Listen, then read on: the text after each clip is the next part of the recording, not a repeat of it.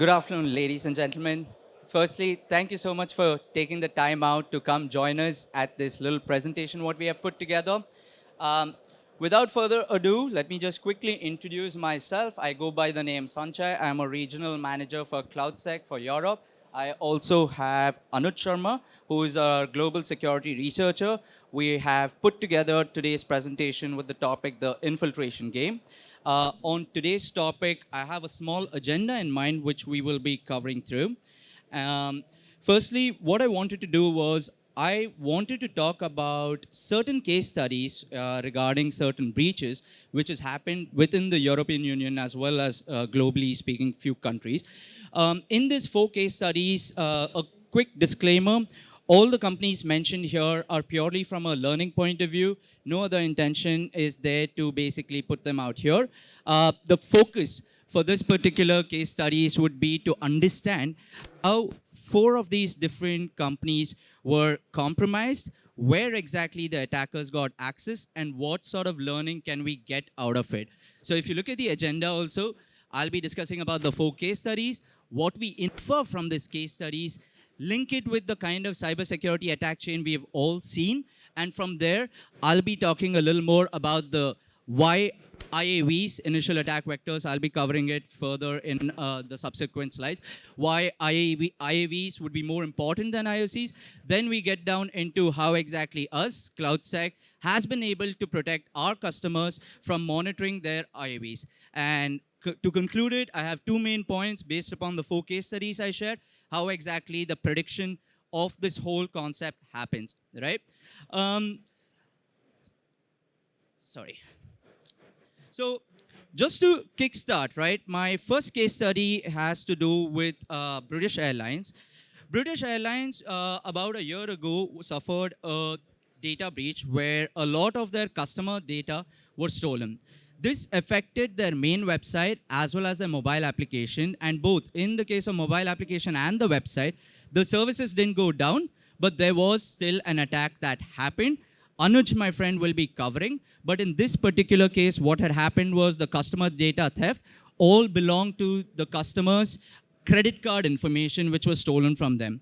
Now, the impact of this, we would have definitely seen on all news media channels all across the globe, right? But if I have to sum it up into two main points, what happened to British Airways was the PII information of more than 250,000 customers was stolen. PII information included the credit card details as well. Over and above this, British Airways also had to face a £20 million regulatory fine from this particular GDPR breach.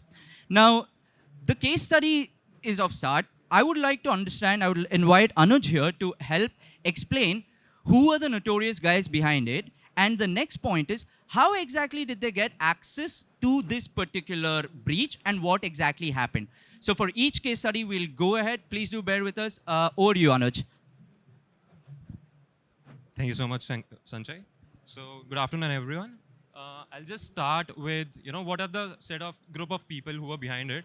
Now, I'm sure some of us would have definitely heard about a threat actor group called MageCart. It has been targeting, organizations across Europe. And I'm sure everyone know what card scammers are, right? But here we are saying that a very unique TTP that they have is something called digital card skimmers. Now, what exactly it is, we'll get some clarity by end of this particular slide. But I'll just like to move on to, now what exactly they do is they inject malicious scripts inside the infrastructure of the organization that they are targeting. And these exact malicious scripts are basically exfiltrating all the sensitive data that is stored in the infrastructure of these victim organizations. So just moving on to how did the attackers gain access? So the very first initial entry point was that, first of all, Swissport, which is a third-party cargo handler for British Airways. So one of their employees' credentials got compromised. And through those credentials, they were able to access one of the portals that was owned by British Airways. But this is the very initial start of it. Now moving on to how they eventually were able to exfiltrate whole of this data relies in the fact that their unique TTP is digital card skimmers. Now how that works is once they were inside that particular portal, they had a privilege to inject scripts write malicious script. So this is basically JavaScript code that they were able to kind of inject into their whole infrastructure. So what this was doing is a third-party library called Modernizer. In a particular version of it, there were like, so as we know, libraries have thousands of lines of code, right? What they did was injected 22 lines of code, malicious code, by the end of that particular library. Now, it didn't really disrupt any sort of functionality. So these thousands of customers coming every day, submitting their credit card details, this 22 lines of code was just exfiltrating all of that credit card related details, sending them to attacker control server, and this is how they remain undetected without disrupting any services, be it mobile applications, websites. So yeah, I mean, this is just a basic summary how they were able to access and exfiltrate all of these 380,000 customers of credit card related details. But yeah, the thing to focus on here is that the point that they started with was compromised credentials, and then they moved on to escalating privileges. So over to you, Sanjay, for the next case study. Thank you. Thanks for that, Anuj. Yeah. So, folks, the most important takeaway from this particular slide, which I would like you to focus on, is how did the attackers gain access? The reason I'm pointing this out is we will be collating the 4 case studies and we will be inferring it to the kind of attack vectors we will be looking at. Now, just moving quickly forward to the next case study. This particular breach happened less than about 3 weeks ago. This is Bundeswehr. This is our German military force, right? In this particular case, right, what had happened was close to about 6,000 plus classified German army meetings were leaked online from Bundeswehr assets. The video recordings exposed metadata which included, let's say, the meeting timings, the attendees, and the subjects regarding the kind of discussions which were happening. And all of this were held via the Cisco WebEx for several months. Now, based upon this particular attack, right, again, we would have seen this in the media, right, based upon what happened. But if I have to highlight, again, the impact of this particular breach into 2 points, my first point would be that access of those meeting rooms were used close to about 250,000 different soldiers, right? Their information was compromised. And not just that, the confidential discussions about Ukraine war was also leaked and weaponized. In this case study, let's again look at what was the entry point and how exactly the attack happened.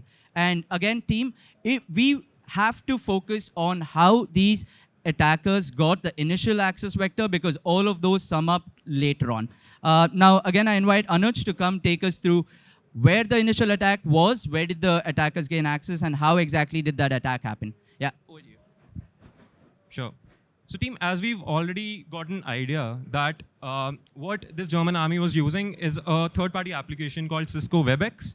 Now, its particular version was vulnerable to a specific set of vulnerability. It has many a times come under OWASP top 10 as well. It's been on the top for quite a while now. So we can just yeah. So yeah, what is happening is, as we know, the meeting URLs that are there for Cisco WebEx that were being used by Bundeswehr, what is happening is in a particular parameter, the ID, it is called meeting ID only, and its value was just sequentially numbered. So it becomes very predictable for any attacker to get access to multiple set of these meeting URLs just by incrementing or decrementing the value of this particular parameter. So I mean, if there are security researchers out here, they would have already guessed that this particular vulnerability is called IDOR, basically insecure direct object reference. In APIs, it is also called something like BOLA, which is broken object level authorization. So it is basically an authorization level issues. So using just simply changing the value of a particular parameter, they were able to access these 6,000 different meetings and had access to all these sensitive information, all these confidential meetings that the German army was so far over these years have been doing. So the whole server was basically accessible by these malicious actors. So over to you, Sanjay, for the next case study. Thanks for that, Anuj. Moving ahead to our third case study, right? This is with regards to a forex exchange company based out of the UK.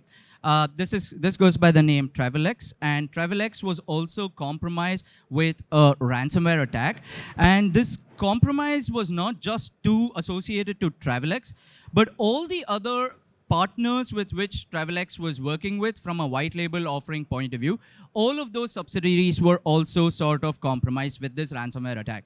Again, the impact of this covered across the media, and summing it up, they had to pay close to about 3 million US dollars in ransom, close to about $30 million worth of sales were lost. Service disruption went over for a period of 1 month, and even their banking services of customers were halted.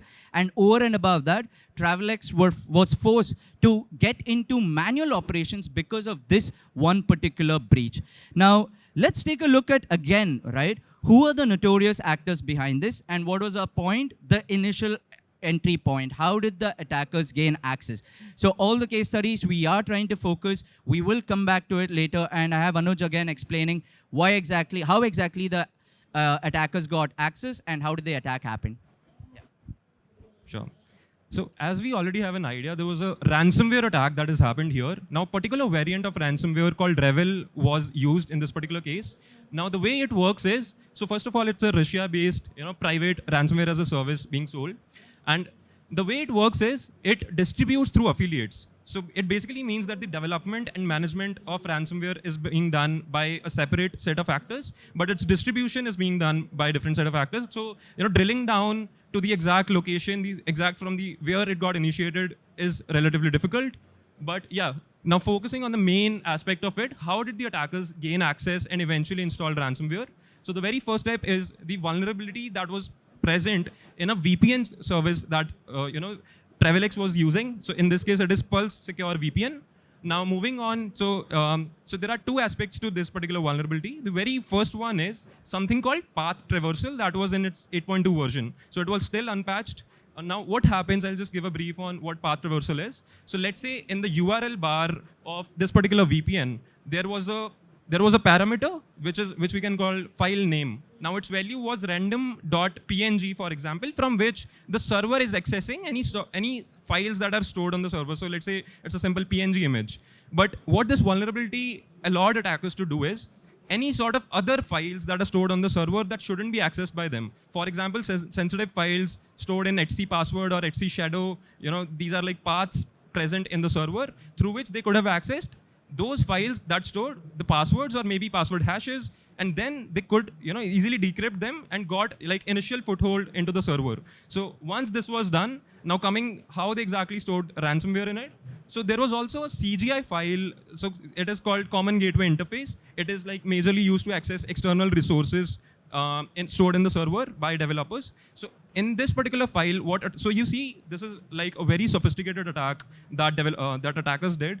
They were like chaining multiple vulnerabilities to eventually install a ransomware. So starting with like something path traversal, they eventually found code execution on this particular file, which gave them access to inject system commands. And through that, they just simply injected malicious scripts that eventually gave them the whole access to the server, basically injecting ransomware by the end of it. So over to you, Sanjay, for the next case study. Thanks, Anuj. Thanks for that. Team, my last case study is with regards to Airbus, an aviation company, again, a big conglomerate company. This particular case study is slightly on the lesser catastrophic incident. But in this particular case, right, what had happened was it wasn't any monetary damage which Airbus had to suffer, but it was a huge reputational damage that Airbus had to suffer, where sensitive information, including the names, contact details of close to about 3,200 vendors of Airbus were leaked online. And based upon the kind of media coverage what they have received, the exfiltration of these sensitive data not just affected Airbus, but all of their supply chain. And over and above that, the reputational loss through media coverage of this breach cannot necessarily be put on a dollar value, right? Let's look at, lastly, how exactly the attackers gained access on this, how did the attack happen, and who was behind this very quickly. Yeah. So in this particular case, as we can see in the threat actor profile, so I'm sure some of us have visibility into a forum called Breach Forums. It has been in the news everywhere very recently because it actually got taken down. But it was very active from a long time, where a lot of breaches across organizations, across sectors have been coming out through this particular forum. Now an actor called USDOD. So this is like a profile name of a particular actor. He has also been involved in data leaks belonging to FBI. So he has been active in cyber-related news in the underground. So let's just focus on how this particular attacker gained access to the Airbus. They're basically compromising their whole server. So the very first entry point was it is related to actually supply chain, as Sanjay rightly mentioned. So they monitored the supply chain very well. So Turkish Airlines, which is the partner of Airbus, they got their credentials, and the way they got their credentials is very interesting. So I'm sure all of us have a basic idea what information stealer malwares are. So the way they basically work is the employee at Turkish Airlines would potentially be using some kind of cracked software, and which eventually landed along with the information stealer malware on their machine. Now what it does is all the browser stored credentials that were present in that particular machine, it exfiltrates in a form of a log or a zip file and exfiltrates in a command and control server where it is available for sale in the underground markets anywhere between 10 to 20 US dollars.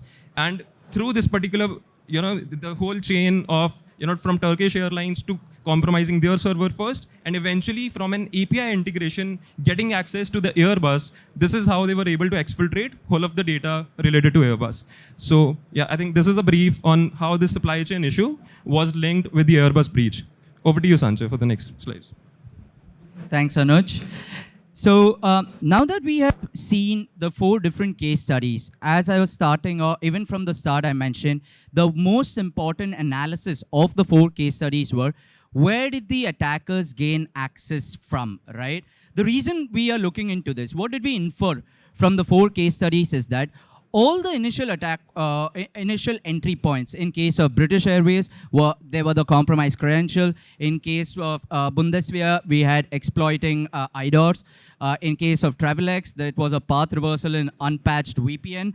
And in case of Airbus, it was a compromised third-party credential. Now, we at CloudSec believe one very important thing. If we are able to gain visibility into these attack vectors, into this initial attack entry points, we will be able to get visibility into the exposure, thereby be able to predict an attack even before it happens. As what I mean by that is, just by looking at these entry points and focusing on them, we can get visibility into where an attack can happen from, and we can mitigate it in a timely manner. At CloudSec, we refer to this as our initial attack access vectors, correct? Now, for me to explain a little more on the initial access vector, I'll just take the next 30 seconds of your time, just highlighting a few pointers on our general cybersecurity attack chain. Now, everyone in this room is aware about how exactly a cybersecurity attack can happen, right? From a reconnaissance phase to your initial access, all the way till exfiltration is what a particular attack goes through, and then a catastrophic incident happens, correct? Now, the place where CloudSec sort of monitors is we focus on the different kinds of attack surfaces along with our initial attack vector, initial access vectors. We give visibility into those. By getting visibility into those, CloudSec is actually able to stop the kill chain by predicting and preventing the initial attack vectors. Now, having seen how our IAVs, our initial access vectors, are important, I would invite Anuj again to come over and explain to us why we need to look at initial access vectors in today's world as compared to the IOCs, which are more from a remediating point of view. Just a couple of 2 minutes on this particular aspect, and then we move on again. Over to you, Anuj. Sure. So team, I'm sure by now, over these years, a lot of vendors actually in this conference also are majorly revolving around IOCs, which stands for indicators of compromise. Now, although it holds a significance value in order to, mitigate a lot of attacks that are happening out, but yeah, the idea behind them is they are kind of, evidence after an attack has happened, whether there was some intrusion happening in the system or not. So it is basically post-compromise analysis. It is basically a reactive approach of looking at things. And honestly, by now, a lot of actors have understood that. So they know how heavily the defense systems that are out there, they are relying on these IOCs. So they've started coming out with ways of, kind of bypassing them or trying to still get access or remain undetected basically. So a basic example can be just constantly shifting or rotating your infrastructure through which you are attacking, so that basically if a particular indicator of compromise has been logged by a particular organization, the same set of indicators you are not using to attack another organization. So you are not being basically traced down in the same way. So yeah, I mean, this is like a brief on IOCs, but yeah, a potential solution now into this particular problem will be that we need to make sure that we are one step ahead of all these actors, and that is only possible if we are looking at things from their mindset. If we are making sure that what are the entry points from where they're getting in, so we are just being proactive in our approach, and the whole visibility or the whole perspective towards our security posture changes. So yeah, this is like a basic brief on what are the whole benefits we can see. So yeah, I mean, the basic idea is once we are doing a security assessment before the attack is happening, it is anyways giving us comprehensive visibility to our security posture. And simultaneously, we are also getting visibility into what are the initial attack vectors. And once all of them are patched, we are making sure that we are one step ahead of all these actors, and we will be able to avoid any such breaches. And that is exactly our focus at CloudSec. And Sanjay here will be taking you through an in-depth analysis of what are solutions or IAVs, how do we focus them, and how we can potentially avoid any of such case studies that we've just seen in the initial slides. Thank you. Over to you, Sanjay. Thanks, Anuj. Just before I move into this last case study, right, I wanted to highlight regarding the proactive measure and the reactive measure. The first 4 case studies, what we took you through, basically spoke maybe in a reactive approach, but the next case study what I have is a case study from one of our customers. I want to highlight how exactly by monitoring IAVs, we were able to help our customer ensure they were not going through any sort of a catastrophic damage. And to mention this, right, this is basically how we protect our customers by monitoring their initial access vector. This last case study is, in fact, from a particular consumer electronics and wearables major.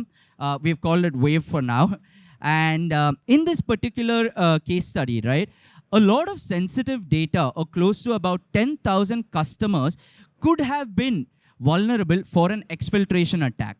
So by monitoring their initial attack vectors, right, we have one of the products called BVigil. I'll come to it a little later on. But our product was able to discover few hard-coded Alibaba cloud keys in the mobile application of this particular customer, right? And these keys were valid and provided access to about 12 different cloud buckets, right? Now, from a possible impact point of view, right, this app was actually used and leveraged by the parents to even sort of monitor their kids' movement on the app.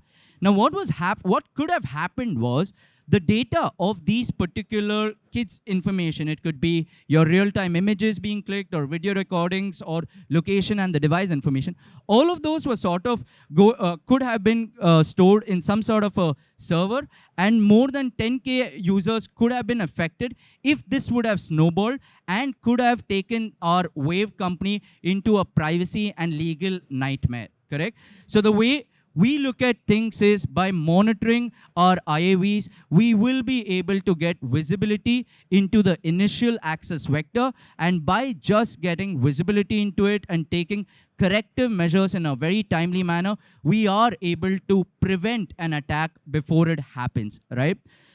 Lastly, to conclude, one of the most important points, again, what I've stressed through this presentation is the robust cybersecurity posture involves monitoring your initial access vectors. And at CloudSec, the platform provides protection exactly against a variety of IAVs.